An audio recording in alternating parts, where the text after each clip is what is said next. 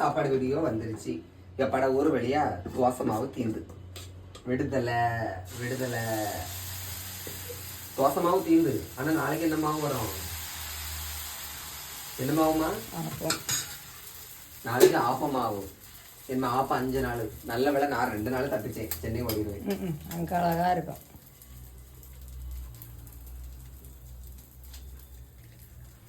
இங்க பாருங்க 2 கரு இருக்கு பாருங்க முட்டை.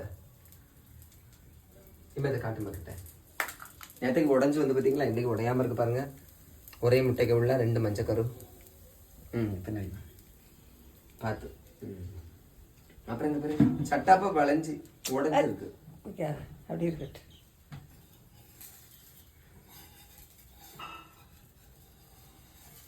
மாத்தட்டா? நீ இருக்கிறிய இன்னைக்கும் வரல. தேங்க்யூ.